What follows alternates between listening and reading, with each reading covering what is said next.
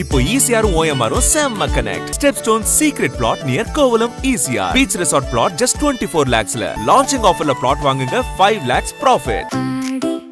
தள்ளுபடி அத்தனை பேரும் அல்லம்படி 6 முதல் 60% வரை ஆடி தள்ளுபடியுடன் சூப்பர் சரவணா ஸ்டோர்ஸ், சென்னை, மதுரை, கோவை.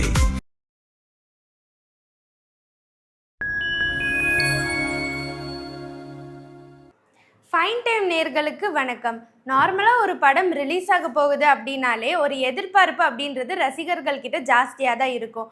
ஆனால் ஒரே ஒரு படம் மட்டும் அந்த ரசிகர்களை தாண்டி உலகமே வந்துட்டு எதிர்பார்த்து காத்திருக்கு அப்படின்னா அது ஜனநாயகன் மூவி தான். ரீசெண்டாகவே வந்துட்டு ஜனநாயகன் மூவி இப்போ ரிலீஸ் ஆகும், அப்போ ரிலீஸ் ஆகும், இதுக்கு சர்டிஃபிகேட் கொடுத்துருக்காங்க, 13 கட்ஸ் வந்துட்டு அதில் இருக்குது, இப்படி நிறைய நியூஸ் வந்துட்டு சோஷியல் மீடியாஸில் பரவிட்டு இருக்கு. இது எல்லாத்தையும் தாண்டி சிபிஎஃப்சி அப்படின்னா என்ன, இது சர்டிஃபிகேட்னா என்னதான் அதில் உண்மையான விஷயம் அப்படின்றத நம்ம இந்த ஃபுல் வீடியோவில் பார்க்க போகிறோம். ஜனநாயகன் மூவி வந்துட்டு நம்ம தளபதி விஜய் அவர்கள், அதாவது இப்போ முதலமைச்சர் திரு ஜோசப் விஜய் அவர்கள் நடித்த கடைசி படம். அரசியலுக்கு அவர் வர்றதுக்கு முன்னாடி நடித்த லாஸ்ட் மூவி அப்படின்றனால அவர் வந்துட்டு சினிமா ஃபீல்டுக்கே ஒரு குட் பை சொல்கிற ஒரு மூவியாக தான் இந்த படம் வந்துட்டு இருந்தது. ஸோ ரசிகர்கள் வந்துட்டு கண்டிப்பாக இந்த படத்தை வந்துட்டு தியேட்டரில் ஃபர்ஸ்ட் ஷோ பார்க்கணும் அப்படின்ற ஒரு பெரிய எதிர்பார்ப்போடு தான் வந்துட்டு எல்லாரும் இருக்காங்க. ஸோ பொங்கல் அப்போவே வந்துட்டு இந்த படம் ரிலீஸ் ஆகும் அப்படின்னு நிறைய பேர் எதிர்பார்த்துட்டு வந்த நிலையில் அதை அப்படியே கடந்து அவரோட பர்த்டேக்கு ரிலீஸ் ஆகும்னு எதிர்பார்த்துருந்தோம். அது இப்படியே வந்துட்டு தள்ளி போய்கிட்டே இருக்கு. இன்ன வரைக்கும் அதோட சென்சார் சர்டிஃபிகேட் வந்துட்டு கிடைக்கவே இல்லை. ஸோ இதை குறித்து நிறைய வந்துட்டு சோஷியல் மீடியாவில் வந்துட்டு ஃபேக் நியூஸஸாக இருக்கட்டும், இல்லை ஒன்று அஃபிஷியலாக சொல்லப்படாத நியூஸஸாக இருக்கட்டும் வந்துட்டு நிறைய வந்துட்டு பரவிட்டு வருது. ஸோ உண்மையிலே என்னதான் நடக்குது, சிபிஎஃப்சி அப்படின்னா என்ன, ரிவ்யூ கமிட்டி அப்படின்னா என்ன அப்படின்றத நான் வந்துட்டு உங்களுக்கு சொல்கிறேன். ஸோ சிபிஎஃப்சி அப்படின்னா central board of film certification அப்படின்றதான். இந்தியாவில் எந்த ஒரு படம் ரிலீஸ் ஆகணும் அப்படின்னாலும் வந்துட்டு இந்த சிபிஎஃப்சி கிட்டேருந்து ஒரு சர்டிஃபிகேட் கிடைச்சா மட்டும்தான் வந்துட்டு அவங்க ரிலீஸ் பண்ண முடியும். அப்படி வந்துட்டு இப்போ ஒரு படம் எடுக்கிறாங்க அப்படின்னா ப்ரொடக்ஷன்லாம் முடிஞ்சு ஃபைனல் எடிட்டிங் முடிஞ்சதுக்கப்புறம் வந்துட்டு அந்த படத்தை வந்துட்டு இந்த சிபிஎஃப்சிக்கு வந்துட்டு அனுப்புவாங்க. ஸோ அங்கே இருக்கிற கமிட்டி மெம்பர்ஸ், அதாவது எக்ஸாமினேஷன் கமிட்டி வந்துட்டு அந்த படத்தை ஃபுல்லாக பார்த்துட்டு 3 டிசிஷன்ஸ் வந்துட்டு எடுப்பாங்க. அதில் ஃபர்ஸ்ட் டிசிஷன் என்னன்னு பார்த்தீங்க அப்படின்னா, அந்த படத்தில் எந்த ஒரு பிரச்சனையும் இல்லை, தாராளமாக வந்துட்டு அடுத்த மூவ் பண்ணலாம், அதாவது ரிலீஸ் போகலாம் அப்படின்னு ஃபர்ஸ்ட்டாக சர்டிஃபிகேட் கொடுக்கறது. ரெண்டாவது என்ன அப்படின்னா, அதில் சின்ன சின்ன சேஞ்சஸ் வந்துட்டு இருக்கணும். இப்போ எக்ஸாம்பிளுக்கு வந்துட்டு டைலாக் வந்துட்டு கொஞ்சம் ஆக்வர்டாக இருந்த டைலாக்காக இருந்தால் அதில் வந்துட்டு மியூட் போடுறதா இருக்கட்டும், சில ஃபேஸஸை பிளர் பண்ணுறதா இருக்கட்டும், இந்த மாதிரியான சின்ன சின்ன கரெக்ஷன்ஸ்லாம் பண்ணி அதுக்கப்புறம் மூவி ரிலீஸ் பண்ணுங்க அப்படின்னு சொல்லுது. ஸோ இந்த மாற்றங்கள் ஆனதுக்கப்புறம் அந்த சிபிஎஃப்சி வந்துட்டு சர்டிஃபிகேட் கொடுப்பாங்க.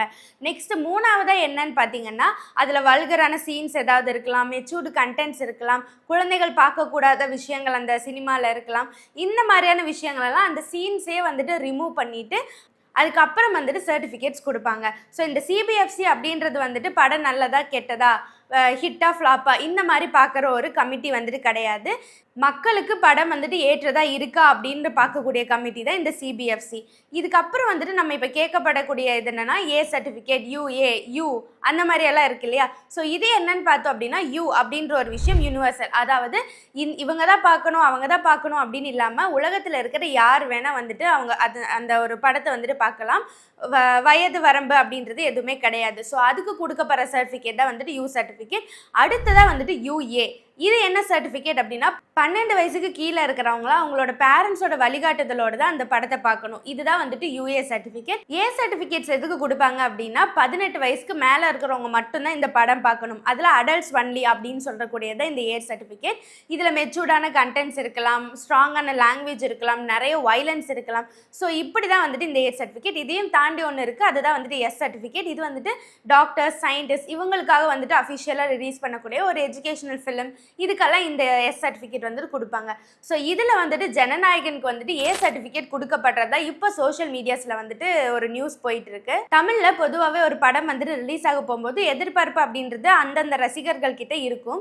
ஆனால் எல்லா ரசிகர்களும் எதிர்பார்க்கக்கூடிய இந்த ஜனநாயகம் மூவி எதனால் இவ்வளோ ஹைட்டாக இருக்குது அப்படின்னா, நம்ம தளபதி அவர்கள், அதாவது முதலமைச்சர் திரு சிஎம் விஜய் அவர்களோட 70வது படமாக மட்டும் இல்லாமல் தன்னோட கெரியருக்கே வந்துட்டு ஒரு குட் பை சொல்கிற ஒரு படமாக தான் வந்துட்டு இந்த படம் இருந்தது.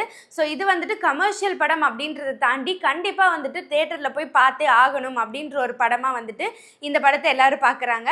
இது வந்துட்டு அன்அஃபிஷியலாக நிறைய ரிலீஸ் ஆகி நிறைய பேர் அந்த படத்தை பார்த்துருந்தாலும் கண்டிப்பாக ரசிகர்கள் வந்துட்டு இந்த படம் ரிலீஸ் ஆகும்போது ஒரு திருவிழா மாதிரி கொண்டாடணும் அப்படின்ற ஒரு எதிர்பார்ப்பு தான் வந்துட்டு இந்த படத்துக்கு இருக்குது. ஸோ அது எப்போ ரிலீஸ் ஆக போகுது அப்படின்ற ஒரு எதிர்பார்ப்பு இருந்தாலும் அந்த அஃபிஷியல் அனௌன்ஸ்மெண்ட் எதுவுமே வரல. இப்போ சோஷியல் மீடியாவில் வந்துட்டு பரவிட்டு இருக்கிற இந்த ஏ சர்டிஃபிகேட்டோட இன்ஃபர்மேஷனாக இருக்கட்டும், இந்த 13 கட்ஸ் இருக்குது, இது எதுவுமே வந்துட்டு இப்போ வரைக்கும் அந்த டீம் வந்துட்டு அஃபிஷியலாக அனௌன்ஸ் பண்ணல. இதுதான் வந்துட்டு உண்மையே. ப்ரொடக்ஷனான கேவிஎன், இந்த படத்தோட ப்ரொடக்ஷனான கேவிஎன் ப்ரொடக்ஷன்ஸாக இருக்கட்டும், ப்ரொடியூசராக இருக்கட்டும், இந்த படத்தோட இயக்குனராக இருக்கட்டும், யாருமே இதை பற்றின ஒரு இன்ஃபர்மேஷனை அஃபிஷியலாக இப்போ வரைக்கும் ரிலீஸ் பண்ணல. ஸோ சோஷியல் மீடியாஸில் என்ன ஒரு நியூஸையும் வந்துட்டு ஃபேக்காக வந்துட்டு பரப்ப வேண்டாம் அப்படின்றத என்னோட வேண்டுகோள். ஒரு படம் வந்துட்டு இந்த சென்சார் சர்டிஃபிகேட் போகுது அப்படின்னாலே வந்துட்டு உடனே சர்டிஃபிகேட் கிடைக்கணும் அப்படின்ற அவசியம் கிடையாது. ஏன்னா அதில் பலதரப்பட்ட ஒரு வெரிஃபிகேஷன் அப்படின்றது இருக்குது.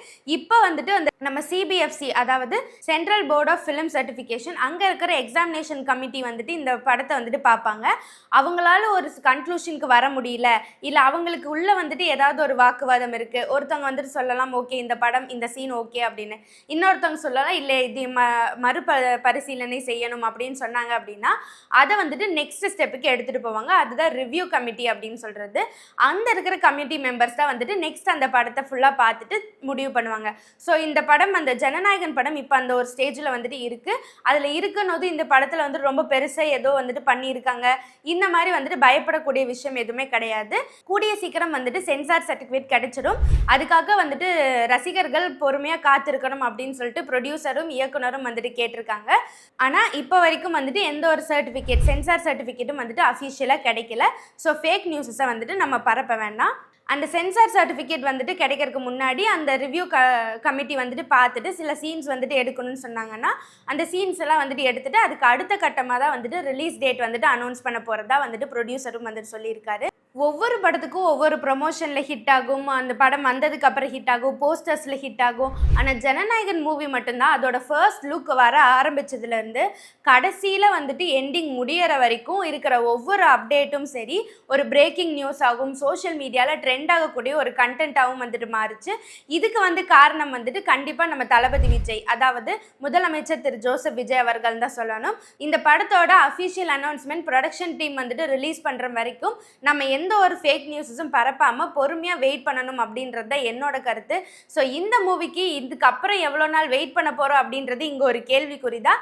இருந்தாலும் கண்டிப்பாக அந்த வெயிட்டிங் அப்படின்றது ரொம்ப நாளுக்கு இருக்காது, சீக்கிரமாக அந்த படம் வந்துடும் அப்படின்ற ஒரு எதிர்பார்ப்போட இந்த வீடியோவை நான் முடிக்கிறேன். ஜனநாயகன் மூவிக்கு உங்களுக்கு எந்த அளவுக்கு எக்ஸ்பெக்டேஷன் இப்போ கிரியேட் ஆயிருக்கு அப்படின்றத கமெண்ட்டில் சொல்லுங்கள். இந்த மாதிரி சினிமா அப்டேட்ஸை தெரிஞ்சுக்க நம்ம சேனலை ஃபாலோ பண்ணுங்கள். அடுத்த வீடியோவில் சந்திக்கலாம். நான் உங்கள் சந்தியா தாஸ்.